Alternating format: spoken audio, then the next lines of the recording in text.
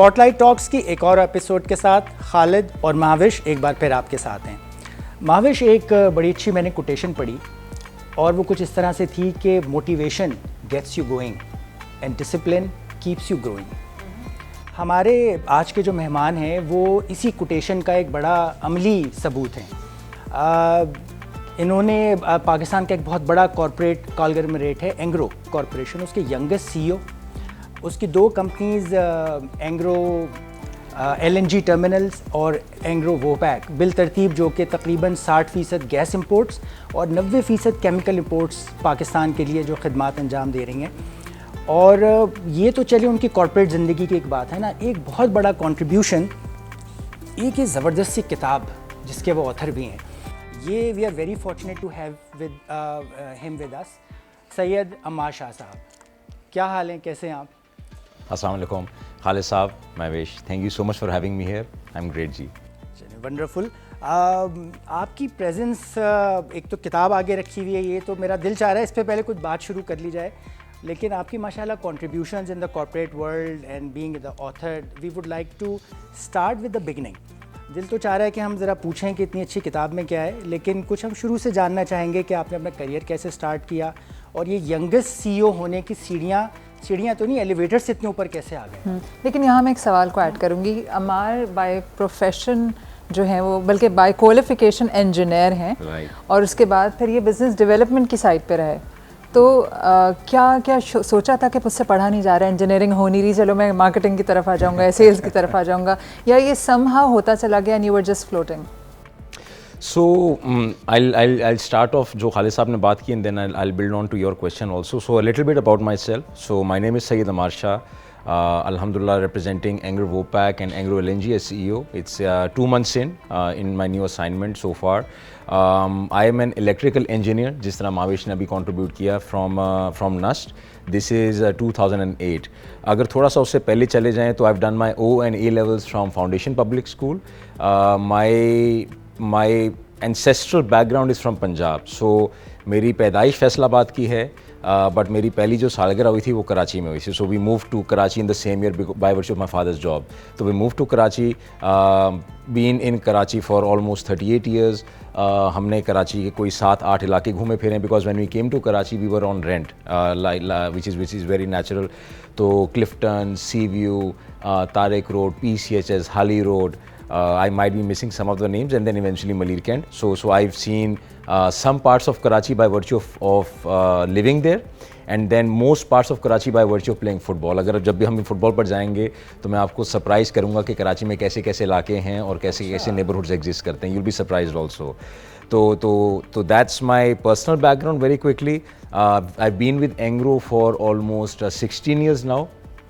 And Engro की भी जो मेरी ज्वाइनिंग है वो बड़ी एक इंटरेस्टिंग सी स्टोरी है, बिकॉज मैं जब पहला मैंने इंटरव्यू दिया था एंग्रो के लिए, दिस इज़ अगेन 2008, मुझे ढाकी प्लांट के लिए जो है रेकमेंड किया गया था, जो एंग्रो का फ्लैगशिप बिजनेस है. Because of some personal limitations, I had some personal challenges family and के ऊपर.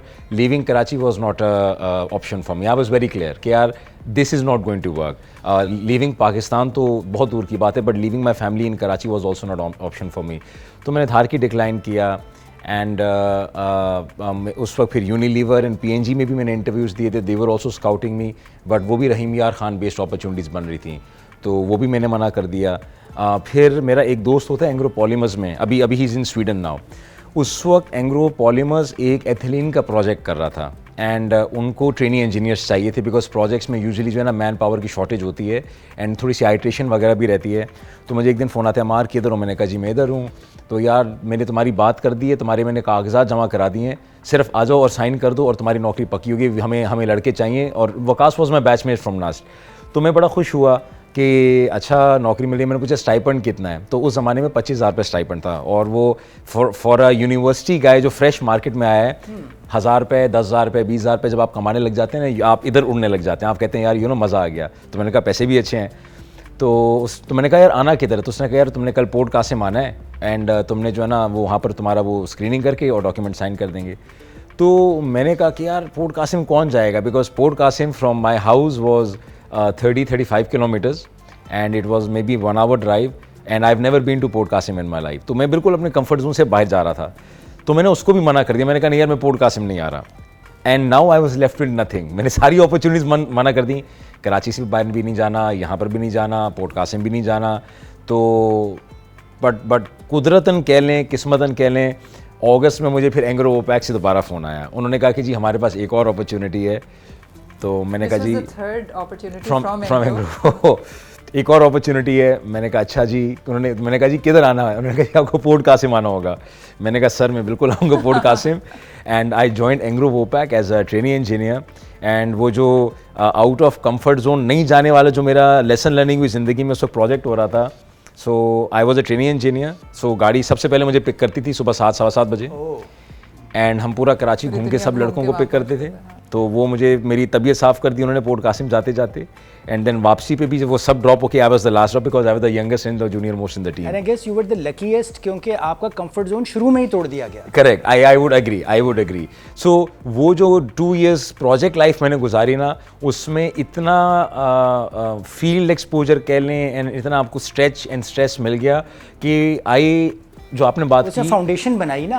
एब्सोल्युटली। जो मैं अपने कंफर्ट जोन में और अपने शेल में रहना चाह रहा था, वो अपॉर्चुनिटी मुझे मिली नहीं दोबारा। उन्होंने कहा नहीं भाई आप तो बाहर आ जाए ना, आपको तो हम अभी इन इंजीनियरिंग टर्म्स हम कहते हैं जी रगड़ते हैं हम आपको। So but yes I think that's how I entered into Engro. वो अंग्रेजी में कहते हैं ना, if you don't get the rub you won't ever get the shine. Correct. तो रब आपको उन्होंने शुरू में किया। करेक्ट। So very nice. अच्छा 2008 से अब तक आप एंग्रो में ही हैं। हमारे यहाँ क्या होता है, हम जंप करते रहते हैं। अब port Qasim of course it was out of your comfort zone, इतना दूर जाना, 2-3 दिन में तबीयत साफ़ हो जाती है और फिर रोना आना शुरू हो जाए। वापसी पे तो दिल चाहता होगा जल्दी से घर आ जाए। तो फिर बीच में सोच रहे थे कि मैं कहीं और चला जाता हूँ, कहीं और अपॉर्चुनिटी, या फिर बस सोचा था कि चलो अल्लाह ताला ने बार बार यही बताया तो शायद यही मेरी डेस्टिनी है। तो हमारे यहाँ बड़ी ईजिली हम डीमोटिवेट हो जाते हैं ना छोटी छोटी चीज़ों से। What kept you here for so many years? देखिए it's a great question and I think my way of answering it now, अगर आप मुझसे ये सवाल 5 साल पहले पूछती हैं, 10 साल पहले पूछती हैं, I might have answered differently. But I think now when I look back at it, I think and this is what I give advice to all of the young people who also reach out to me and people who generally reach out to me for advice and for counseling also. I think as long as you are learning something new in your career, you need to keep going. And अगर आपको exposure मिल रहा है, आपको challenges मिल रहे हैं, learning opportunities मिल रही हैं, you should continue because पैसा आपको मिल जाएगा. Don't go after the money. अगर if people are going to jump ships today because market में उससे ज़्यादा बेहतर job opportunity मौजूद है in monetary terms, don't be that person. अगर आप अपने अंदर इन्वेस्ट कर सकते हैं 5 साल, 10 साल, 15 साल और आप कुछ नया सीख रहे हैं, आपको एक्सपोजर भी मिल रहा है, वो जब आप उसको मोनेटाइज करने जाएंगे, I think you will have a lot on your side. That's the first part. And the second part is कि Engro alhamdulillah is one of the very few group companies in Pakistan जिसमें आपको बहुत autonomy मिलती है, exposure मिलता है, बहुत challenging roles हैं. And Engro की जो दूसरी अच्छी बात ये वो ये कि we are operating in the power sector, in the petchem sector, in the mining sector, in the energy sector, in the telecom sector, in the food sector. तो बहुत सारे sectors हैं Engro group of companies में. And usually we continue to rotate our people. So मैं अगर आपकी अपने personal career की बात करूँ, I've been with the LPG and with the chemical terminals in the early part of my career. I've been a part and parcel of the LNG project. वो जो पूरा project है जो इस वक्त भी operational है अल्हम्दुलिल्लाह, उसकी tendering, commissioning, government liaisoning. So I was a part of that project. फिर उसके बाद commercial BD roles हैं. फिर उसके बाद I moved to Engro Fertilizer. वहाँ पर also I did some work on the gas side for fertilizer and we also launched Ogai very recently. This is Pakistan's first digital platform for farmers जहाँ पर जो fertilizer products हैं वो directly किसी भी producer के साथ interact करके ले सकते हैं. And we are also equipping the farmers with drone and satellite based precision agriculture tools. तो अगर आप मेरे से बात करेंगे तो इंफ्रास्ट्रक्चर समझा, रेगुलेशन समझी, मॉलिक्यूल समझा, एनर्जी समझी, फिर एग्रोनॉमी समझी, तो there is a lot of learning for me and that keeps me going and it can be different for different people but the sort of the person I am, मेरे लिए learning is always slightly having more weightage than other aspects. It drives me more, it intrigues me more. हाँ, क्योंकि हर किसी की अपनी priority होती है ना, किसी के लिए पैसा प्रायोरिटी है. प्लीज़ आप कहिए. एक चीज़ मैं सिर्फ जानना चाहता कि देखिए आपको रोटेट करते गए जनरल टेंडेंसी यंगस्टर्स में ये होती है कि यार मेरा तो करियर ही डेवलप नहीं हो रहा, I want to have a tracked career, ये तो मुझे पता नहीं कहाँ लेके जाना चाह रहे हैं, कभी इधर फेंक देते हैं कभी उधर फेंक देते हैं। सो वो एक आपकी सेल्फ टॉक चल रही होती है। ऑर्गेनाइजेशन तो आपको अपॉर्चुनिटीज़ दे रही है, लेकिन आप अपने आप को भी समझाते हैं। उस प्रोसेस को आपने कैसे मैनेज किया? क्या कोई मेंटोर था, क्या कोई बुक्स थी, दोस्त थे, या आपने हालात पे छोड़ दिया कि यार कहीं तो कुछ मिल नहीं रहा, बस जिधर चल रहे हैं चलते रहो, कहीं ना कहीं पहुंच जाएंगे बहते हुए? सो देखिए खालिद साहब, ये मैंने अपनी ज़िंदगी का जो फ़लसफ़ा जो मैंने किताब में भी लिखने की कोशिश की है वो है गो विद द फ्लो। और मेरे कुछ बहुत अच्छे दोस्त हैं जिनके साथ मैं अपने वैल्यूज़ को शेयर करता हूँ, वो भी गो विद द फ्लो वाले लोग ही हैं। तो मेरी उन लोगों के साथ कंपैटिबिलिटी ज़्यादा अच्छी हो जाती है। और देखिए उसकी एक बुनियादी वजह क्या है? बुनियादी वजह ये है कि जब हम ये बिलीव करते हैं कि कायनात की निज़ाम और हमारा रिज़्क़ और हमारा नसीब और इज़्ज़त और ये सारे मामलात अल्लाह के हाथ में हैं, अगर एज़ मुस्लिम जी हमारा बिलीफ है, तो फिर परेशानी बनती नहीं है। एंड मैं लोगों को अगेन आज ये समझाता हूँ कि मैं ये चीज़ रियलाइज़ कर चुका हूँ कि अल्लाह के हर फैसले में खैर होती है। यकीन है। ये रियलाइजेशन हमें 5 मिनट बाद आ जाए, 500 साल बाद आ जाए, ये हमारा प्रॉब्लम है। ये हमारी अपनी एप्टीट्यूड है, हमारी अपनी कैपेबिलिटी है, हमारी अपनी कैपेसिटी है, बट हर फैसले में खैर ज़रूर है। तो इसलिए वो ग्लो विद द फ्लो वाली फ़िलॉसफी जो है ना, वो एक तरह से ओवर आर्क करती है। But I think through out the journey अच्छे दोस्त बड़े इंपॉर्टेंट होते हैं। आप अगर करियर में अकेले हों, you will struggle. It's not going to be easy for you. So you need to have good friends, and एक competitive corporate circle में अच्छे दोस्त बनाना भी एक skill है. It doesn't come easy because वो love hate relationship है, आप compete भी कर रहे हैं, but आपने साथ भी काम करना है, आपको collaborate भी करना है. But I think good friends which and friendships which go a long way, which go beyond your corporate life cycle are very important. I think that helps. The intellectual excitement of the assignment that also helps, क्योंकि अगर आप एक problem statement को crack करने में लगे हुए हैं, then you are not thinking about मेरे साथ क्या होने जा रहा है, दुनिया में क्या होने जा रहा है। आप बहुत बिजी हैं उस काम में, उस काम को करने में, तो आपको शायद टाइम भी नहीं मिल पाता कभी कभार। तो आई थिंक अल्हम्दुलिल्लाह I have been lucky to have that exposure where I been a part and parcel of very very difficult assignments. जैसे जब मैंने करियर ज्वाइन किया तो एथिलीन का प्रोजेक्ट इस वक्त तक वो पाकिस्तान का वाहिद क्रायोजेनिक फैसिलिटी है पूरे पाकिस्तान में। जरा से कुछ मुख्तसर से बताइए क्या है ये ethylene? So ethylene is a feed stock which is used to produce PVC जो आप प्लास्टिक का जो दाना है, प्लास्टिक का जो दाना है जो आप फर्नीचर में और गाड़ियों में और कंस्ट्रक्शन में और काफ़ी जगह पर इस्तेमाल करते हैं। तो it is produce under a very complicated process, industrial process. Ethylene उसका एक फीड स्टॉक है। Ethylene as a chemical is flammable, यानी कि उसको आग लग सकती है, and it is handled for transportation purposes at -103 degree Celsius. तो उसकी पूरी हैंडलिंग एक स्पेशलाइज तरीक़ेकार से की जाती है, बिकॉज वो गैस है और ट्रांसपोर्ट जब आप गैस को करेंगे, ये इंपोर्ट होती है मिडल ईस्ट से, फार ईस्ट से इंपोर्ट होती है, बिकॉज पाकिस्तान में एथिलीन नहीं बनती है। इसको ट्रांसपोर्ट करने के लिए आपको इसको लिक्विफाई करना पड़ता है ताकि इसकी जो वॉल्यूम है वो 1:, if I get my ratios right, it's maybe 1:600 times. Oh. So ethylene, if you liquefy it, then the ethylene which will be in this bottle is 600 times more actually, because liquid form में इसका use in gas form होगा तो 600 times ज़्यादा होगा। तो इसकी commercial transportation liquid form में होती है।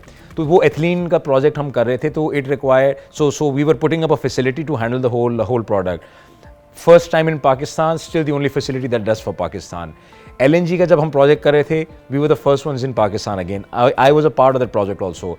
ना टेक्निकल कोड्स एग्जिस्ट करते थे, ना रेगुलेशन एग्जिस्ट करती थी, ना ड्यूटी स्ट्रक्चर एग्जिस्ट करता था, ना लॉ ऑफ लैंड एग्जिस्ट करता था। तो हमने अपने साथ साथ पूरे इकोसिस्टम को भी डेवलप किया, गवर्नमेंट के साथ इंटरेक्ट करके उनको भी एजुकेट किया कि यार what are the rights and what are the wrongs. That's the first one. Fertiliser में जो मैंने उगाई का जिक्र किया, that's also the first one. We are in the entire industry the first ones to do such a initiative for the farming industry. तो वो जो फर्स्ट वंस वाला, we should not be arrogant. Alhamdulillah, Allah ने हमें ये मौका दिया as individuals and as a corporate कि we are trying to solve some pressing issues of Pakistan by being innovative. But by virtue of being there and by virtue of being thought leaders, it is a very intellectually exciting opportunity for people. And when you get an opportunity to be a part of those initiatives, you're not thinking about many other things. For example, इस वक्त दुनिया में जितने भी लोग research कर रहे हैं, आप देखेंगे कि वो रिसर्च में इतने बिजी होते हैं कि वो फैमिली को भी टाइम नहीं दे रहे होते, पैसे का भी नहीं सोच रहे होते। They are only thinking about यार ये जो मेरा रॉकेट है ये वापस कैसे प्लेटफॉर्म पर लैंड करेगा। They are so much intellectually engrossed in that and inspired by the idea, then everything else is secondary maybe. अभी आपने एक जिक्र किया मेरा जो आप पूछें, फिर एक सवाल कुल बुला रहा था मेरे जहन में, आप पूछें फिर मैं बुला रहा है, वो पूछ ले रहे हैं। पूछ ले पहले। मैं ये जानना चाह रहा हूँ कि इतनी सारी चीज़ों में जब आप गए तो देखिए फोकस करना बड़ा मुश्किल हो जाता है। सो वो कहते हैं कि भाई energy goes where the energy flows where the focus goes. So आप जब इतनी सारी चीज़ों में घूमते रहे तो आपका एक इंटरनल फोकस होगा कि यार मैं ये सब करके कहाँ जाना चाहता हूँ। तो फोकस आपने कैसे इसमें से अभी उन्होंने develop बताया किया? ना, he was going with the flow। हाँ, तो फ्लो तो चलता रहा, लेकिन कहीं ना कहीं आपने रुका होगा यार मैं ये बहते दायरे में बहता ही रहना चाहता हूँ, या after 5 years 8 years 10 years this is where I would like to have a stop over. देखिए एज प्रोफेशनल्स कोई भी लड़का या लड़की जब भी यूनिवर्सिटी से ग्रेजुएट करता है तो the money part is always very important, और वो we are all trying to earn money अपनी ख़ानदान के लिए। हम सब लोग जो किसी भी किस्म का काम कर रहे हैं हम रिज़्क के लिए कर रहे हैं काम, बट जो टाइटल का एक अपना चार्म होता है तो वो चार्म एग्जिस्ट करता है। तो एवरीबडी वांट टू से कि मुझे सीईओ बनना है कंपनी का, यानी कि eventually it can not get better than that. तो whether we articulate that openly या सबकॉन्शियसली आपको पता है कि यार जब भी आप लैडर क्लाइंब करेंगे तो आपको सीईओ बनना है, you know that's there, it's a given. You don't go after it, it's a given कि यार इवेंचुअली तो आपको सीईओ बनना ही है ना, वरना तो what's the point of doing all of this. तो बट आई थिंक जो मेरी ज़ात के अंदर जो पर्सनल जर्नी है that has continue to change my paradigm from one to another, and I think the trick is कि you should have absolute clarity कि आपका लॉन्ग टर्म पर्सनल या प्रोफेशनल एम्बिशन क्या है। ये एब्सोल्यूट क्लैरिटी आपके अंदर होनी ज़रूरी है। अच्छा, ये क्लैरिटी आपके अंदर डे वन पर नहीं आएगी, कुछ लोगों को 6 महीने बाद आ जाएगी, कुछ लोगों को 60 साल बाद आ जाएगी, बट क्लैरिटी आती है। If you look at international examples, global names, Colonel Sanders का नाम है, ओपरा विनफ्री का नाम है, आइंस्टाइन का नाम है, हैरी पॉटर की जो ऑथर हैं मिस राउलिंग, उनका नाम है। तो they all achieved certain things at a later part of their age as well. तो सक्सेस या क्लैरिटी ज़िंदगी में या आपका जो ब्रेक थ्रू है वो कभी किसी को पहले मिल जाएगा, कभी किसी को बाद में मिल जाएगा। बट आई थिंक वो एब्सोल्यूट क्लैरिटी बड़ी इंपॉर्टेंट है कि आपको ज़िंदगी में करना क्या है, पर्सनली भी एंड प्रोफेशनली भी। एंड देखिए ये हमारे एक कल्चर का इशू है। हमारे लड़के या लड़की को ये नहीं पता उसको इंजीनियरिंग करनी है या मेडिकल बनना है, तो वो उसी में उस क्योस में अपना बचपना गुजार देगा। बिल्कुल दुरुस्त। फिर किस यूनिवर्सिटी में जाना है उस कन्फ्यूजन में वो अपनी जवानी का एक अच्छा टाइम गुजार देगा। फिर किस कंपनी में ज्वाइन करना है तो वो उस कन्फ्यूजन में फिर अपना टाइम ज़ाया कर देंगे। यहाँ तक कि आपको शादी किससे करनी है ये भी क्लैरिटी नहीं है, उसमें भी आप इस्तिखारे कर रहे हैं। Nothing wrong with that, but you need to decide for yourself, you need to be clear कि आपकी आप क्लैरिटी पहली शादी के बाद होती है कि अच्छा मुझे तो असल में ये करना था। हाँ, मे बी यू नो। तो but we need to have clarity in life, we need to be and उस क्लैरिटी से पीछे आपकी वैल्यू सिस्टम बहुत स्ट्रांग होनी जरूरी है। बिकॉज अगर आपकी वैल्यू सिस्टम एग्जिस्ट नहीं करती तो फिर आपको कोई 100 रुपये कहेगा तो मैं आप कहेंगे हाँ, आपको कोई 1000 रुपये कहेगा आप कहेंगे हाँ।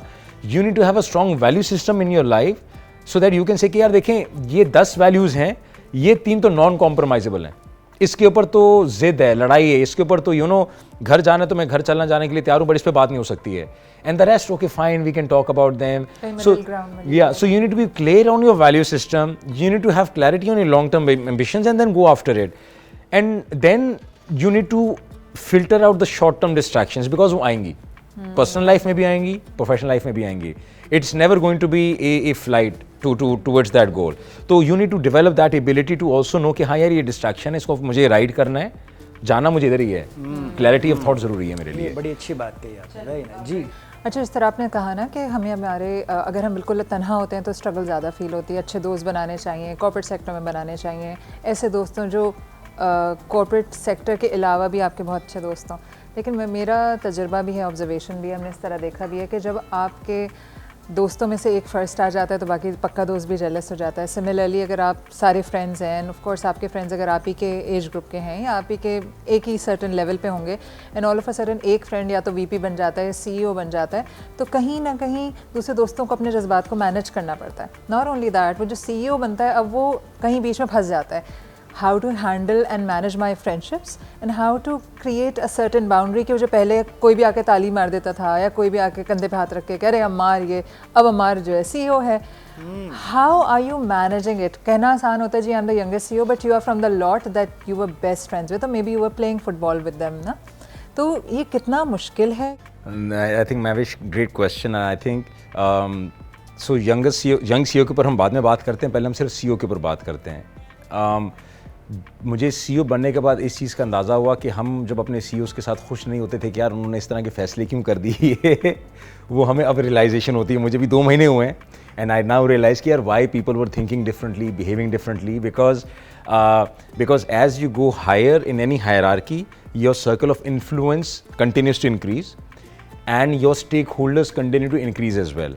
एंड देखें, ज़िंदगी अब ज़्यादा सोफिस्टिकेटेड एंड कॉम्प्लिकेटेड है एंड कॉम्प्लेक्स है. कॉर्पोरेट वर्ल्ड में भी 10 साल पहले या 20 साल पहले इस तरह नहीं था. इस वक्त हमारा stake holder board of directors, share holders, employees, management team, neighbouring industries, competition, customers, regulators, governments, 9 तो मैंने गिनवा दी, और भी पता नहीं कितने स्टेक होल्डर्स होंगे जिनका मुझे अभी अंदाज़ा नहीं हो रहा. एंड ये वो सब स्टेक होल्डर्स हैं जो इस वक्त बिजनेस में एक एक्टिव रोल प्ले कर रहे हैं. And as a CEO you need to create the right balance between all of them. And ये सब uncertain है. सब uncertain है. I fully agree with you. And for example, आज भी किसी लड़के या लड़की को प्रमोट करना या किसी और डिपार्टमेंट में मूव करना सबसे डिफिकल्ट डिसीजन है आज भी. हालांकि इट्स सो ईजी, अच्छा यार आप इधर से आप इधर चले जाएं, but you need to think through everything कि यार कल्चर पे क्या इम्पैक्ट आएगा, ऑप्टिक्स पे क्या इम्पैक्ट आएगा, बाकी लोग क्या सोचेंगे, मेरिट पर है नहीं है, राइट फिट फॉर जॉब है नहीं है. एंड इसमें फिर सब्जेक्टिविटी एग्जिस्ट करती है. There is no mathematics. And then you need to go with your call and you need to defend your call, and if it doesn't go well then you need to also justify कि यार you did it right, it's fine, you can get wrong decisions also in life. So being a CEO, the responsibility is much more huge on my shoulders or anybody's shoulders, right? And how you carry yourself, because pehle I can have a tantrum, now I cannot, because then a lot of people are taking their inspiration from me.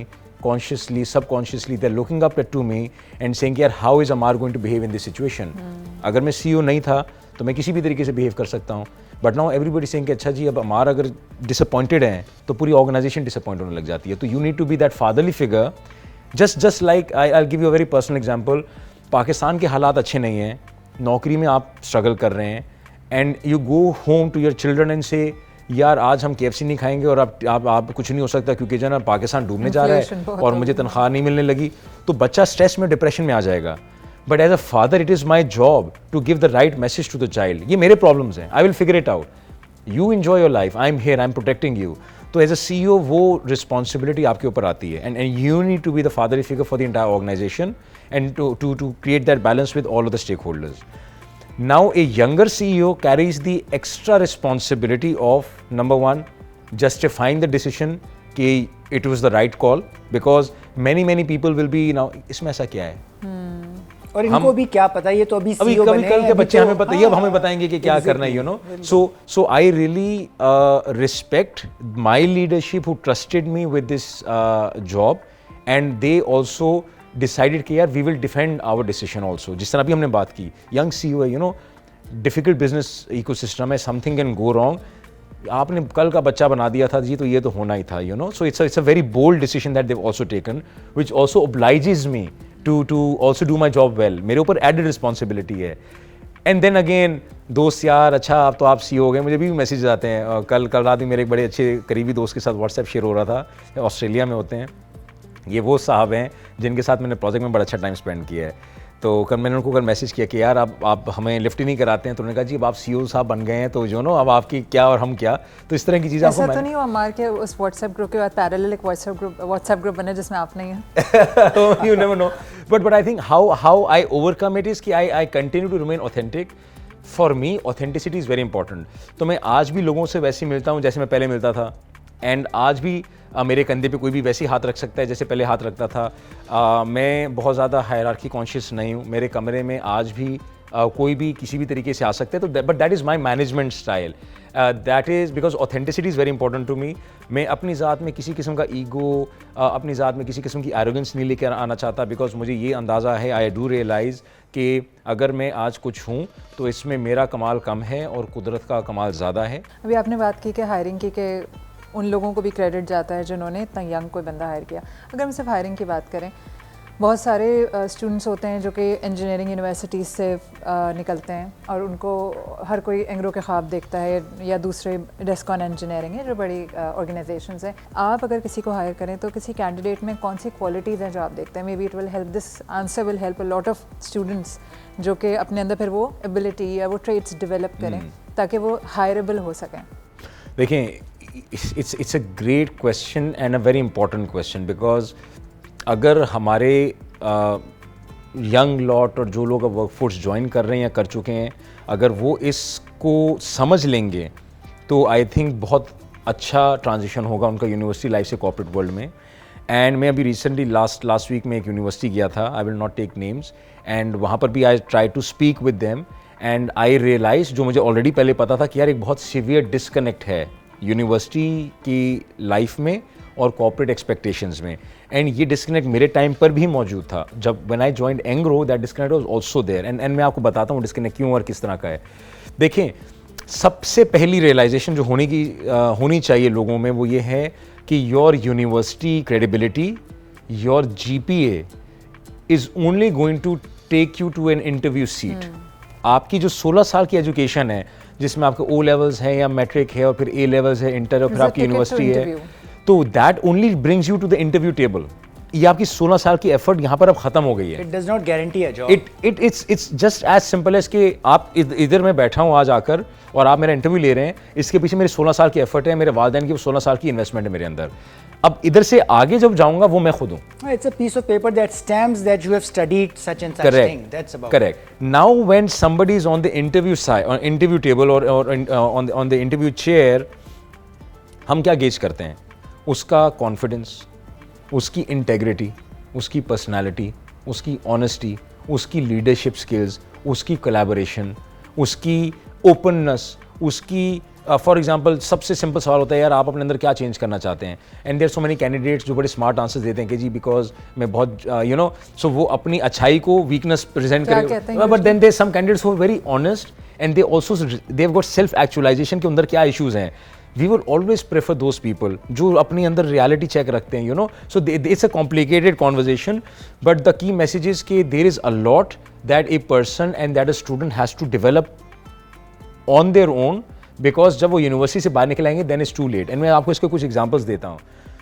There are children जो कहते हैं हम Saturday को घूमने फिरने जाएंगे, and then, और हम भी ऐसे थे, थर्सडे को 3 लोगों का नो आ जाता है, नहीं जी मैं नहीं जा रहा, मेरा मूड नहीं है। फ्राइडे को 2 लोग कहते हैं कि नहीं जी वो हम बिजी हो गए हैं, तो सैटरडे को एक अकेला लड़का लड़की रह जाते हैं जिन्होंने प्लान बनाया होता है। And we need to inculcate grit in children कि नहीं, अगर प्लान बना तो प्लान होगा। अगर हमने कमिट कर दिया था कि हम सैटरडे को हॉक्स पे जाएंगे as a group of friends, please go ahead and go make that happen. आपके अंदर ये जिद का एलिमेंट होना चाहिए कि नहीं, आई मेड दैट कमिटमेंट, मैं बाकी सारी प्रायोरिटाइज को सेकेंडरी कर दूंगा, मैंने कमिटमेंट की है, एंड जो भी चैलेंजेस होंगे वो हम एज ए टीम पूरी करेंगे।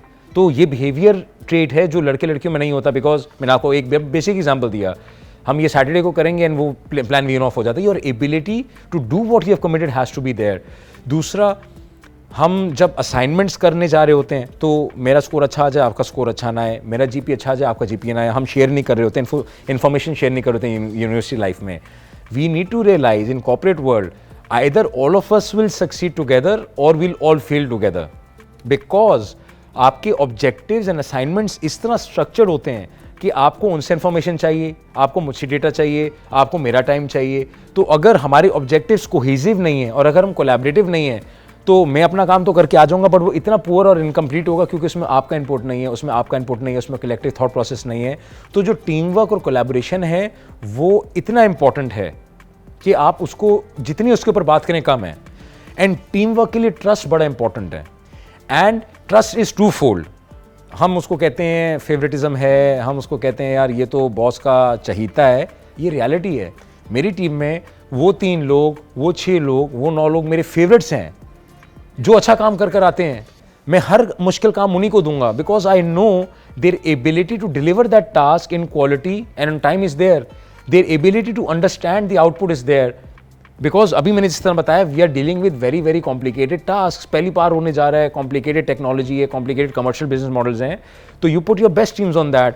Why would I give it to somebody जिसको मैं ट्रस्ट नहीं कर रहा, you know? So delegation comes with trust as well. Trust is two folds, one part is your competence where you deliver good on time within your constraints of budget and resources, you earn trust of people, and the second part is कि जो आप हैं वो पीठ पीछे भी वैसे ही हैं, you're authentic, you're genuine, you're honest, we can trust you। कि अच्छा अभी महावेश ने और खालिद साहब ने बात की है, ये बाहर जाकर इस बात को किसी और तरीके से नहीं कर रहे होंगे, ये भी ट्रस्ट का एलिमेंट होता है। तो ट्रस्ट इज इक्वली इंपॉर्टेंट। तो आप अपनी यूनिवर्सिटी लाइफ में, कॉलेज लाइफ में ट्रस्ट बेस्ड रिलेशनशिप्स नर्चर नहीं कर पा रहे हैं, यू विल स्ट्रगल। एंड तीसरा जो इसका एलिमेंट है खालिद साहब एंड महवेश, जो मैं हर मीटिंग में लोगों को कहता हूँ, एंग्रो में बहुत उसकी अराउंड प्रायोरिटी दी जाती है, दैट इज़ फीडबैक लूप। जो फीडबैक लोगों को दिया जाता है दैट इज़ वेरी इंपॉर्टेंट।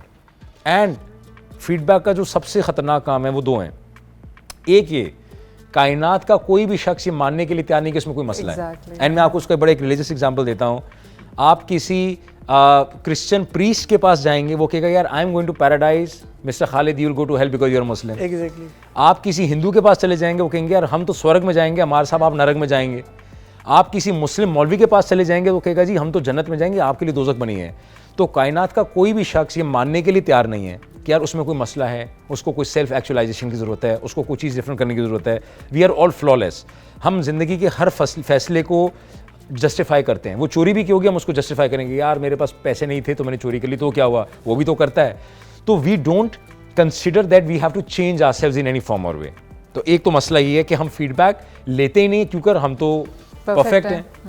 दूसरा मसला फीडबैक का ये है कि जब हम फीडबैक देते हैं तो वो भी हम नेगेटिव देते हैं। यार चाय ठंडी थी, ये नहीं कहेंगे यार इकोसिस्टम बड़ा अच्छा था, मज़ा आ रहा है गुफ्तगू करके, लोग अच्छे हैं, नहीं नेगेटिव पे पहले चाय ठंडी थी। आप किसी बहुत अच्छी शादी में जाएंगे, वो दुल्हन किस तरह चल रही है, दूल्हा काला है, खाना लेट हो गया था, दुल्हन की अम्मा कैसी थी। हमारा फीडबैक जनरली नेगेटिव होता है।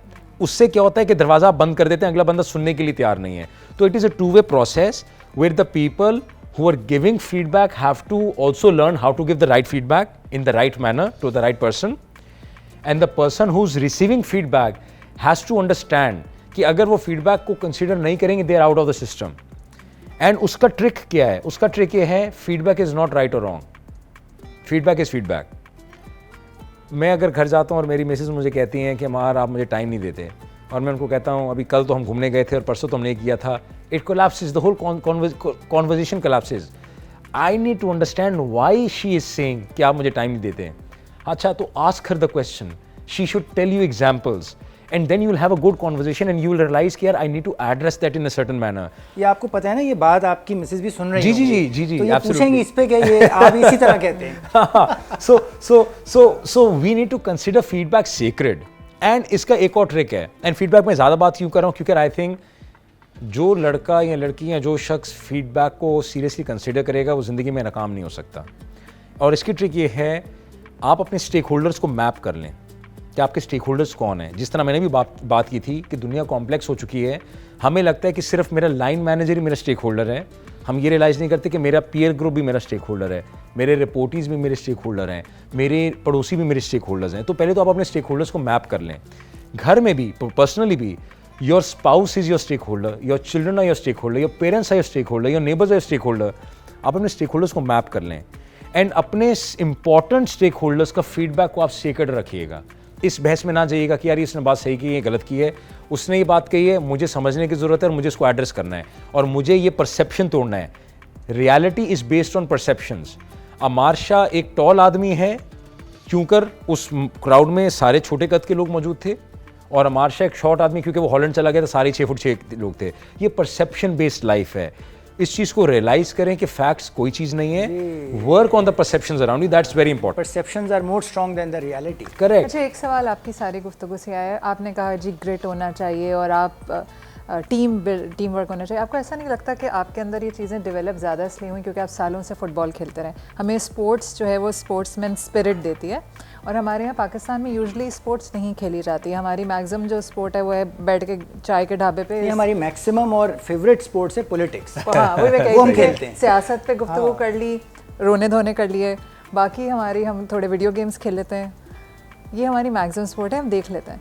आप क्योंकि सालों से आर्डेंट फुटबॉल प्लेयर हैं, मे बी वो जो डेवलप हुई आपके अंदर ग्रिट, टीम वर्क, या जो सारी बातें आप कह रहे हैं कि किसी को गिरने नहीं देना, सबको एक साथ लेके चलो, फेलियर को एक साथ हम सारे झेल लेंगे, मे बी वो खेल खेल के डेवलप हुआ। शायद अगर आप फुटबॉलर ना होते तो आपके अंदर ये वाली एबिलिटी नहीं होती। तो ये भी तो एक एस्पेक्ट है ना। थोड़ा हम इस पर भी बात कर लेते हैं कि are you still playing? I am still playing, by the way. Really? जी. Okay, and you're still playing with the same grit? With the same grade. So I think Mavish, thank you so much for bringing this up. I think football is very close to my heart. मैंने Malir east represent किया है अच्छे वक्तों में, जब हम जवान थे, अच्छे बाल थे, बॉडी थोड़ी सी ज़्यादा लीनर और ज़्यादा फिटर थी. अभी मैं I play futsal now. Futsal is half court, 5-a-side or 7-a-side. Not football. Football मुझे खेले हुए उस तरह तो 7-8 साल हो गए, but futsal is very regular now. I am very ardent futsal player even today. और हम उसको उसी इंटेंट और एनर्जी के साथ खेलते हैं कि ये वर्ल्ड कप, कि हमारा ये वर्ल्ड कप है। मतलब महीने में एक आध दफा? No, we play twice a week. अभी तक with your work? With my work, so every Wednesdays, every Fridays we play futsal, and जब Wednesday आता तो I'm very excited कि यार आज रात हम futsal खेलने जाएंगे, and Friday so इसलिए ग्रिड अभी तक कायम है? जी correct. It's early weekend, तो हमारा Monday Tuesday के बाद it's good time because I'm looking forward to futsal on Wednesday and then Friday, so it keeps me happy also. But I think देखिए दिस इज अगेन समथिंग जो मैं लोगों को बहुत समझाने की कोशिश करता हूँ। मुझे आ रहा है जुमला, सीईओस तो गोल्फ खेलते हैं, तब तक वहाँ नहीं आए आप? पहला सीईओ जो फुटबॉल प्लेयर नहीं खेलते वही है, बॉल का साइज बड़ा है तो वैसे ही एज के साथ तो छोटा होना शुरू हो जाएगा। अच्छा जी, हाँ। I think देखिए golf, I've tried golf and golf is a social game, requires a lot of patience. Helps you develop a lot of network. Golf ज़रूर खेलनी चाहिए at some point in time. I'm not ready right now because I think अगर I can still play football. हाँ, I would think that transition will be painful for me. जब जिस्म कहेगा कि हमारे भाई ये बस कर दें, and then I probably might move to something else. So I think golf is going to be something which is going to be very exciting. मैं कहता हूँ कि नहीं, स्पोर्ट्स में they need to win the gold medals. ये एक non कॉम्प्रोमाइजेबल है, और 70 भी आ जाए तो ठीक है यार, कोई no blood loss. We'll figure it out in life. And तो we are not on the same page, और हमारी अमून जो है ना, एग्जाम्स में लड़ाई हो जाती है, रिपोर्ट कार्ड के बाद लड़ाई हो जाती है, तो वी फाइट। तो खुश होते हैं मम्मा आपस में लगे, देर हैप्पी। हमारी बड़ी डिस्कशन है आजकल वर्क लाइफ बैलेंस की, बल्कि वर्क लाइफ बैलेंस भी मेरा ख्याल है पीछे चला गया। अब तो वो एक पोर्टफोलियो लाइफ की बात हो रही है कि जिसमें आपको सारे एलिमेंट्स को कवर करना है, और सेगमेंटेशन कोई नहीं है कि जी पहले काम करूँगा फिर आराम करूँगा। अब तो you have to balance everything. So ये जब हम डिस्कशन अभी ऑफ द कैमरा कर रहे थे तो आपने एक बड़ी मज़े की बात माविश की, आई वुड लाइक कि आप कनेक्ट करें। बिल्कुल। अच्छा मार, जिस तरह भी बात हो रही थी, आपने कहा कि आप इतने पैशनेट काम करने वाले हैं क्योंकि आपके कंधों पे बहुत बोझ है पूरी इंडस्ट्री का। फिर आपने ये कहा कि जो है वो मैं फीडबैक को बड़ी इंपॉर्टेंस देता हूँ, बेगम जो भी मुझे कहती है उसको मैं सोचता ज़रूर हूँ, या फैमिलीज़ मेरा स्टेक होल्डर है। फिर आपने ये भी कहा कि जी मैं आर्डेंट फुटबॉल प्लेयर हूँ और मैं कुछ भी हो जाए दुनिया में मैं ज़रूर 2 दिन खेल रहा हूँ। अब प्लस इस तरह की कमिटमेंट्स के साथ हम यूजुअली कहीं ना कहीं किसी ना किसी चीज़ को इग्नोर कर रहे होते हैं। तो फुटबॉल काम को तो आप इग्नोर नहीं कर रहे हैं। हाउ एंड यू हैव माशाल्लाह 3 बच्चे हैं आपके, जिनका आपने बताया कि रिजल्ट की ज़्यादा फिक्र, ज़्यादा आपको गोल्ड मेडलिस्ट चाहिए वो फुटबॉल में या क्रिकेट में। How are you managing your family life and your work life along with your passions? या ये कहें कि जो आजकल हम बात करते हैं वर्क लाइफ बैलेंस की, आपके ख्याल से क्या ये मिथ है, हम सिर्फ उतना ही दे पाते हैं जितना हमारे पास वक्त होता है? What is working for you? So Mavish, I like this. I like to take this opportunity to also say 1 or 2 things around the workforce that is now joining the organizations, because work-life balance उसमें भी बहुत build-up होता है. It is a problem. आज की दुनिया में अगर आप सिंपल आंसर कहेंगे कि यार क्या वर्क लाइफ बैलेंस एक प्रॉब्लम है, मिथ है, नहीं, इट इज़ अ रियलिटी कि work life balance is a challenge to manage, and it is a problem that many people are still struggling to overcome with. And covid is a good example. Covid की बहुत सारी बुराइयाँ थी तो उसकी 2 अच्छाइयाँ भी थी, बिकॉज कोविड में बहुत सारी ऑर्गेनाइजेशंस ने, including Engro, we inculcated a work from home culture, and people were operating from the homes because एक, we had a great IT infrastructure to support that, and second, our objectives setting systems within the organization is very good. उसमें areas of improvement होंगे like all organizations, but I think each individual is very clear what they need to deliver, when they need to deliver, what are the performance indicators and the metrics with which they will be gauged for those delivery of objectives. कुछ jobs ऐसी होती हैं जो site पर होनी बड़ी ज़रूरी हैं, उनको ऊपर आप कॉम्प्रोमाइज़ नहीं कर सकते, ऑपरेशंस है, सेफ्टी है, तो वहाँ पर इस तरह का तस्वर एग्जिस्ट नहीं करता, इसलिए वहाँ पर साइट का अपना डिसिप्लिन एग्जिस्ट करता है, जिसमें आप कहते हैं कि यार ये 8 आवर्स की या 10 आवर की शिफ्ट है, come what may the team has to leave and the next team has to come over, तो साइट पे तो इट इज़ वेरी फिक्स्ड। इस तरह के चैलेंजेस आते हैं यूजुअली उन रोल्स में जो हेड ऑफिस ओरिएंटेड होते हैं या जो साइट बेस्ड रोल्स नहीं होते हैं, वहाँ पर थोड़े से बिकॉज SOPs उस तरह के नहीं होते हैं, it is more subject to manager किस तरह का है, लीडरशिप किस तरह की है, टास्क किस तरह का है। So work life is an issue. When you have good objectives for the entire organization, then it really doesn't matter कि माविश किधर हैं, 9 बजे आई थी, 5 बजे चली गई। अगर माविश का जो काम है वो टाइम पर है, क्वालिटी अच्छी है, she is delivering what she is doing, as a CEO I am not concern Mavish कहाँ पर है। एंड मैं आपको बता सकता हूँ, मेरी टीम में एक साहब थे 2 साल पहले, उनका एक फैमिली कंसर्न था। His मामू was struggling with cancer and he was the only child in the family, तो उनको इस्लामाबाद जाना पड़ा। And we said कि यार तुम इस्लामाबाद से ऑपरेट करो बैठकर, we don't want you in Karachi, हो गए तो we'll call you in। कहाँ पर आप हैं, कब हैं, किस तरह है, it is an organizational culture जिसमें the leadership team has to play an important part। ये leadership support के बगैर नहीं हो सकता। दूसरा इसका एस्पेक्ट ये है कि कभी कभार कुछ असाइनमेंट्स एंड टास्क्स ऐसे होते हैं जिसमें आप कहते हैं नहीं यार अभी आप ये कर लें, ये बहुत इंपॉर्टेंट है, एंड लोगों में ये मैच्योरिटी होती है या आपको देनी पड़ती है कि please come on a Saturday, please come on Sunday, this requires that. But ये हर सैटरडे संडे तो नहीं हो रहा ना, ये स्टिंट्स आती हैं और ये होती हैं, तो आपके पास ये मैच्योरिटी होनी ज़रूरी है टू फिगर आउट कि you need to give that extra work over life at some point in time.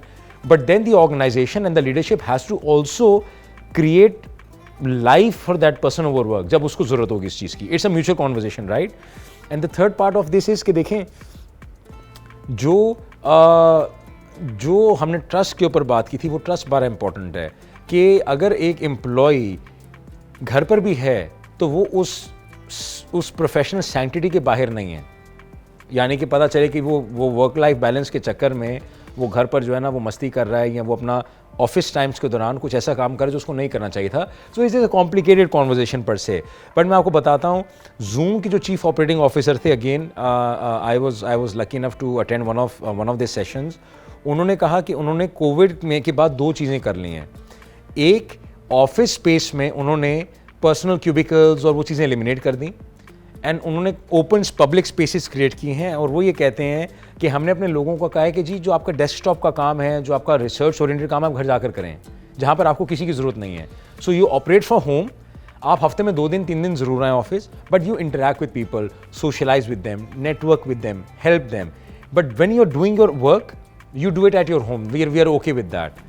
And second, उन्होंने एक रूल इंट्रोड्यूस किया which is an exciting rule to have. उन्होंने कहा कि when we are doing meetings, hybrid meetings होती हैं जिसमें 4 लोग कमरे में हैं और 3 लोग ऑनलाइन स्क्रीन पर बैठे हैं, तो हमने ये रूल बना लिया कि आइदर एवरीबडी इज ऑनलाइन और everybody is in the room, so that everybody has fair opportunity to contribute to the conversation. वरना होता क्या है कि जो लोग रूम में हैं वो ज़्यादा कर लेते हैं, एंड किसी का इंटरनेट नहीं चल रहा, किसी की स्क्रीन हैंग हो रही है, वो कह रहा है जी सर मेरी बात सुन ले, कुछ सुन नहीं रहा। So I think work life balance requires a lot of leadership commitment, a lot of trust in the system. Your objective setting has to be very robust, and your accountability system has to be also very robust, because if somebody is doing a great job, we should be agnostic उसने Saturday को, because अगर कोई 5 बजे जा रहा है, ये तो हमें नज़र आ रहा है कि वो लड़का या लड़की टाइम पर चला गया है, हमें उसका सैटरडे संडे काम नज़र नहीं आ रहा, हमें शायद उसकी कोई और चीज़ नज़र नहीं आ रही। तो the conversation has to be you done a great job, rather than आप 9 बजे नहीं आ रहे थे, आप 5 बजे चले गए, आप तो सैटरडे को फ़ोन नहीं उठाते हैं। And we are all mature and professional organisations. Now the children और the people who are joining the work force now, जब भी हम खालिद साहब के साथ भी ऑफ कैमरा बात कर रहे थे, आप उनको जेनजीज कह लें, एंड देन अल्फाज कह लें, एंड देन बीटाज कह लें, ये एक रियलिटी है। इसके पीछे साइंस एंड रिसर्च मौजूद है। खालिद साहब जिस तरह सोचते थे मैं उस तरह नहीं सोच रहा, मैं जिस तरह सोच रहा हूँ उस तरह मेरा रिपोर्ट ही नहीं सोच रहा। हम सब की मोटिवेशंस डिफरेंट हैं, हम सब की रिक्वायरमेंट्स डिफरेंट हैं। अगर हम उन लोगों को आज मोटिवेट नहीं कर पाएंगे तो वो आउटपुट नहीं डिलीवर कर सकेंगे। तो as leadership teams we need to realise that we need to do things differently as well. But जो आपकी यूथ है इस वक्त पाकिस्तान, आप जितनी भी स्टडीज़ पढ़ेंगे दे विल से कि Pakistan is in a good place because 30% और 40% of the people will be entering the work force between now and the next 20-30 years. Economies like Japan and China will struggle, and Pakistan will have a good time, inshallah. So we need to now have a thought process and a policy thought process where now you're thinking more about the youth. That will require people like us to change ourselves also, and I think work-life balance will be a very important topic for them. अच्छा, अब हम आते हैं आपकी इस किताब की तरफ जिसमें बिल्कुल शुरू में खालिद साहब ने बात की कि उनका तो दिल चाह रहा था शुरू में ही किताब की बात करें, जो कि ये अगर कैमरा पे नज़र आ रही हो, द हनी बी। ये दिखा देते हैं, हनी बी जो है वो, हाँ, हनी बी आप क्योंकि पहले आप ऑनलाइन लिख रहे थे और अब इस वर्क लाइफ बैलेंस में तो भूल ही गई थी कि किताब भी शामिल है। इसका वक्त निकाला, ये भी वक्त कैसे निकाला, हनी बी के पीछे क्या कहानी है? So this is a project which is very close to my heart. This is because I'm a passionate individual. So everything is a passion. Everything that I will do will be with a lot of passion. And honey bee के पीछे जो journey है वो मेरी एक बड़ी personalised journey है because I belong to a family जिसमें बहुत अमीर लोग भी हैं और बहुत गरीब लोग भी हैं और बहुत साइंसी लोग भी हैं और बहुत गद्दी नशी लोग भी हैं। Very spiritual, religious, hardcore, typical stereotypes but very scientific people कि नहीं यार, हर everything has to have a logic and very very progressive. And then religious point of view se bhi I've got the mix of school of thoughts. So I was brought up in an ecosystem where I was confused कि यार मैं कौन हूँ, मैं क्या हूँ, ये सब ये बात कह रहे हैं, ये सब ये बात कह रहे हैं। It helped me develop clarity of thought. So I started to question everything that I came across. अच्छा, ये साहब ने ये बात तो की है बट इसकी कोई सर पैरी नहीं है और ये साहब ये बात कह रहे तो उनका कोई सर पैरी नहीं है। I started questioning things. So as an individual I was expose to a lot of diverse opinions which helped me and I started to also be being pragmatic and rational as continue to grow and that helped me latching on to the honeybee part. So that is the first part कि तो मेरी journey का इसमें थोड़ा सा role है। Second जो trigger point था मेरा, वो ट्रिगर पॉइंट ये था, sorry, coming back to the first one, so I would always think about things कि अगर खालिद साहब ने इस तरह बिहेव किया है तो इनके पीछे इनके इंसेंटिव्स ये हैं और इनकी मोटिवेशन ये है because every action has a reaction, every cause has an effect. तो I would use to deliberate upon what's happening around me, not only people but also animals, कि यार अच्छा ये जानवर इस तरह बिहेव क्यों कर रहा होगा, you know. So it helped me learn quite a lot and I try to capture that in the book. It's an interesting perspective that you'll get once you read the book. Even the insects. Even the insects. The second part was, मैं जिस बंदे से भी मिलता था खालिद साहब मावेश, वो बहुत अमीर है या बहुत गरीब है, वो अपने करियर के किसी हिस्से में भी है, जो हमने फीडबैक की बात की थी कि यार ऑलवेज नेगेटिव ना, nobody, I never came across as somebody who was happy in life. अगर टेक्नीशियन है तो उसके मसले हैं 10 रुपए के, और फिर उसके ऊपर के इंजीनियर हैं उसके भी वही मसले पर वो 100 रुपए के हैं, और उसके ऊपर अगर कोई CEO तो उसके भी वही मसले तो वो 1000 रुपए के हैं. तो I was very upset, why are people just not happy in life? हमारे पास सेहत है, हमारे पास ईमान है, हमारे पास अमन है, कोई बम नहीं गिर रहा, हमारे पास तौबा का मौका मौजूद है, हम अच्छी कॉफ़ी पी रहे हैं, there is so much to celebrate in life, but people around us, घर पर भी हर चीज़ नेगेटिव है, पेसिमिस्टिक है, कोई अच्छी बात नहीं हो रही है. तो आई वॉज जस्ट अपसेट कि मुझे लगा कि नहीं यार, I need to break this mindset and I need to play my part. Hence the honey bee. And why the honey bee? तो अगर ये एक साफ़ और शफाफ कमरा है और इसमें कोई गंदगी नहीं है, बट इस टेबल के ऊपर इधर एक दाग लग जाएगा खाने का, तो जो आपकी मक्खी है, हाउस फ्लाई, वो आकर पूरे कमरे की छाई देखेगी, ये छाई देखेगी, छाई देखेगी, पर उस दाग पर आकर बैठ जाएगी. क्योंकि वो जो हाउस फ्लाई है उसकी मजबूरी है, उसको गंदगी ही नजर आती है. अगर हाउस फ्लाई फैमिली में आप बैठेंगे ना, तो आपस में जाके बात करेंगे, बड़ा गंदा कमरा था, जर्म्स ही जर्म्स, बड़ी अपॉर्चुनिटी है, बड़ी अपॉर्चुनिटी वहां पर गंदगी की, यू नो. तो हाउस फ्लाई को गंदगी नजर आ रही होगी. बट जब आप शहद की मक्खी की बात करेंगे, द हनी बी, अगर एक मैदान है फुल ऑफ मैन्योर, गोबर भरा मैदान है और उसमें एक ही फूल लगा है, तो वो जो हनी बी होगी ना, उड़ती उड़ती उड़ती उड़ती उड़ती उड़ती उड़ती जाकर उस फूल के ऊपर जाकर बैठ जाएगी। और जब आप हनी बी फैमिली में जाकर बैठेंगे, वो कहेंगे यार बड़ा मज़ेदार था, बड़ा रंगीन फूल था, शहद का बड़ा मज़ा आया है, यू नो, वो गोबर के ऊपर बात ही नहीं करेंगे। तो हनी बी फैमिली बड़ी हैप्पी फैमिली है उसी इकोसिस्टम में, जो शायद हाउसफ्लाई के इकोसिस्टम से भी बुरी थी। तो आई फेल्ट कि यार the honey bee is the right word for the book, because it will talk about positivity and creating hope. And when you talk about the honey bee, there is science around it. कायनात में जो bee hive है, जिसको जो cell बनाता bee hive hexagon की shape में होता है, that is scientifically the most efficient shape to exist naturally, which has the highest volume to surface area ratio efficiency. तो हनी बी के पीछे साइंस भी मौजूद है, एंड देन हनी बी के पीछे मज़हब भी मौजूद है। कुरान में आयत है जो मैंने बुक के बिल्कुल ऊपर कोट की है, and your lord revealed to the bee, और ये फिर आयत आगे कंप्लीट होती है। तो अल्लाह ताला की ज़ात ने शहद की मक्खी के ऊपर वही उतारी है, वही सिर्फ पैगंबरों पर नहीं उतरी है, शहद की मक्खी के ऊपर भी वही उतारी गई है।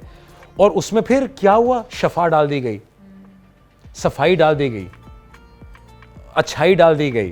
तो बुक की जो लेगेसी है वो पॉजिटिविटी के अराउंड है, but then everything is supported by philosophy and professional experience and personal experience and spirituality and religion. So कोई भी बंदा जब किताब पढ़ेगा तो he would be able to correlate all dynamics of जो भी बात कही गई कि हाँ यार इसके पीछे तो हर चीज़ मौजूद है। तो अल्लाह की ज़ात ने जो निज़ाम बनाया है, and there are scientific evidences, तो बुक का एक ये एस्पेक्ट भी है।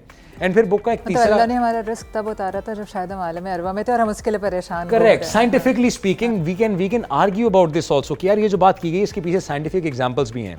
एंड फिर इस बुक में एक तीसरा एलिमेंट पर्सनल स्टोरीज का है। अल्लाह की ज़ात ने हमसे कुछ वादे किए हैं और वो वादे हमें कम्युनिकेटेड हैं, तो जो लोग उन वादों पर बिलीफ ले आएंगे उनका जर्नी कामनेस के साथ होगा। ये हो ही नहीं सकता कि आप अल्लाह के वादे पे बिलीव करें और आप अपसेट हों। और जिनके दिलों में, और मेरे भी, you know, we are all human beings, इस जर्नी, जो उस वादे को डाउट करते रहेंगे, पूरा होगा नहीं होगा, उसकी इंटेंट क्या है, we will be upset and we'll be angry and we'll be you know in stress as well.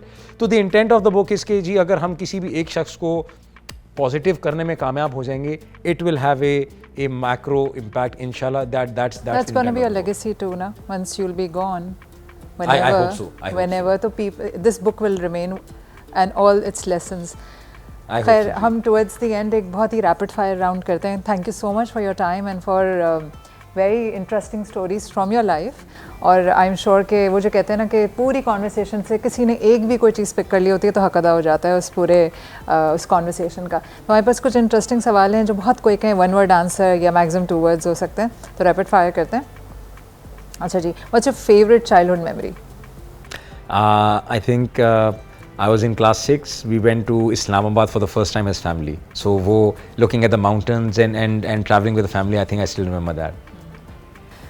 Who has been your biggest influence in your life?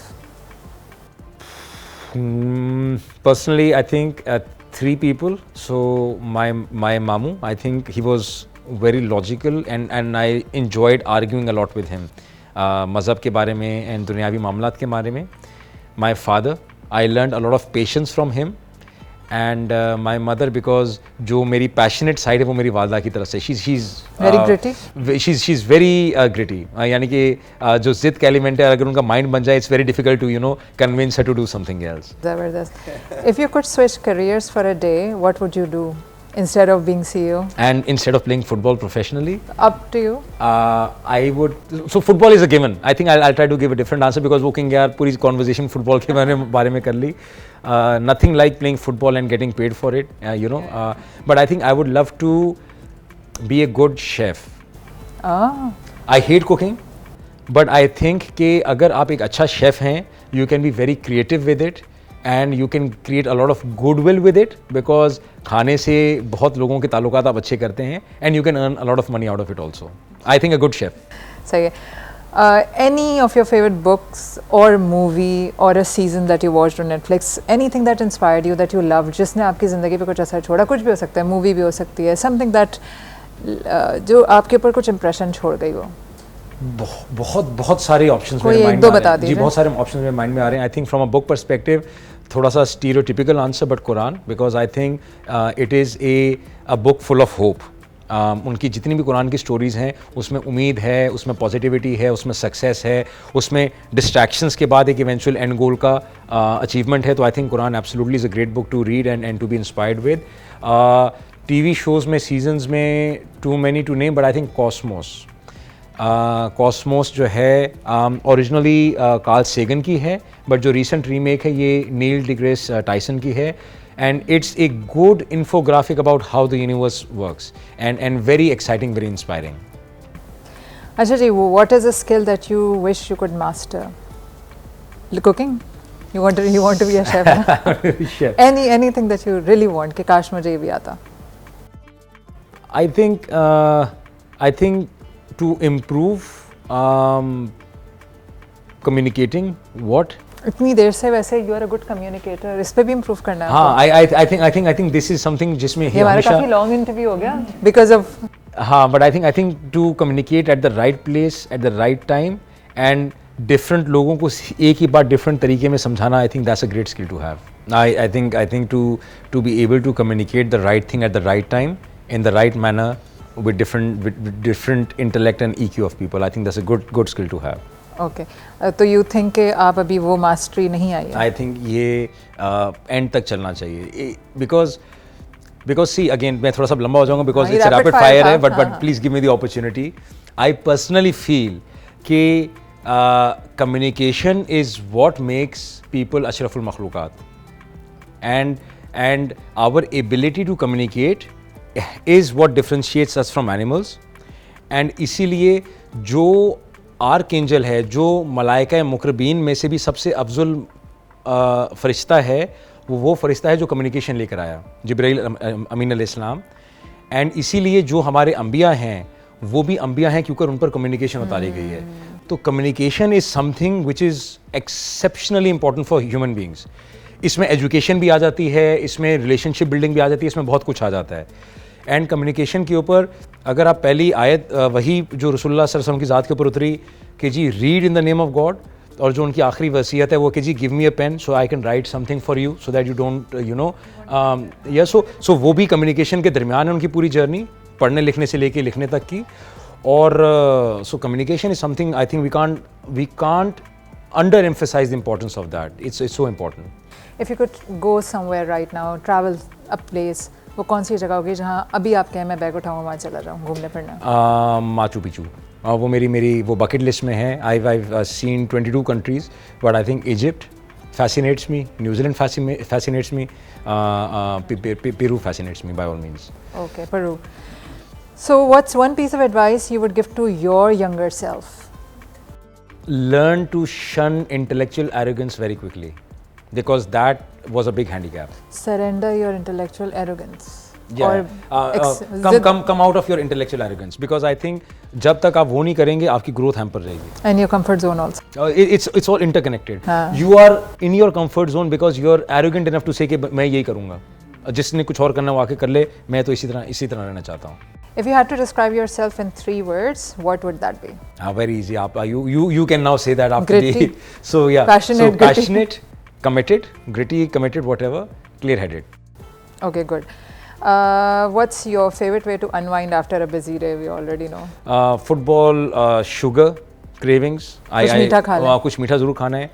Spending time with my children, with my family, with my wife, क्योंकि वो हमेशा ये कहती है तुम कहीं भी जाते हो मेरे जिक्र नहीं करते हो, तो with my wife. आज बहुत हो गया वैसे. हाँ. So yes.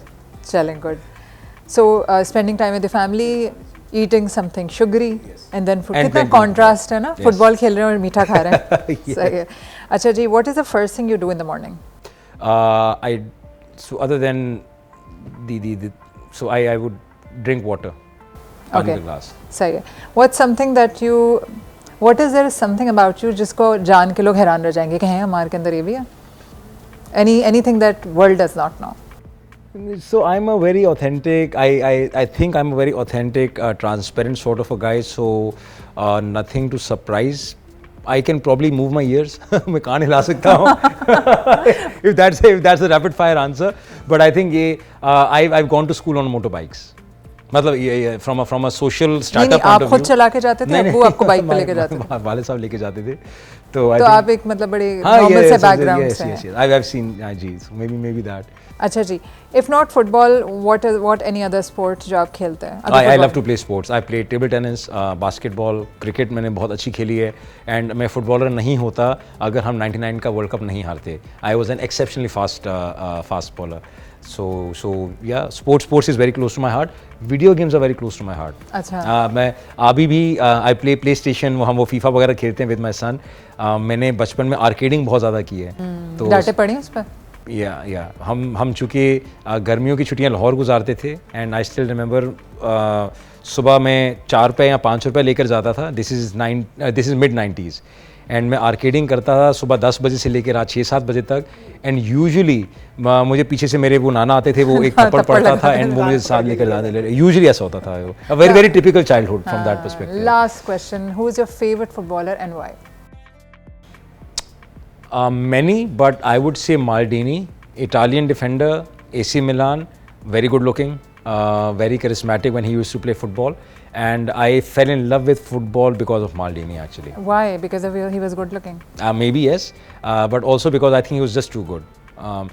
He was a defender, and usually football में सादा ग्लैमर आपके अटैक को मिलता है. Your strikers and your creative midfielders get most of the glamour in football.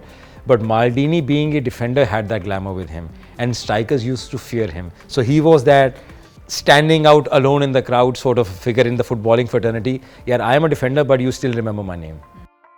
Thank you so much. आप थैंक यू सो मच. इतनी अच्छी बात हुई है और मेरा ख्याल अगर कैमरा के थ्रू हम वो एनर्जी और पैशन किसी तरह पहुंचा पाते तो सुनने वालों को भी आइडिया होता है कि how passionate and you know a wonderful communicator you are. हमने जितनी आपके साथ बातें सुनी, I guess you are a living manifestation of your book. जिस तरह कोई हनी बी हनी गैदर करती है ना, नेक्टर गैदर करती है, not for itself but for the people to get benefit from. So आपकी ज़िंदगी और आपकी जितनी सारी बातें हैं, मेरा ख्याल वो सारी हम सब के लिए बड़ी काम की हैं. We have learned a lot of lessons and we believe our viewers have learned so many things from your life lessons. Thank you very much for being part of Spotlight Talks. With that, we will conclude this episode and बहुत जल्दी किसी और episode में आपसे दोबारा मिलेंगे.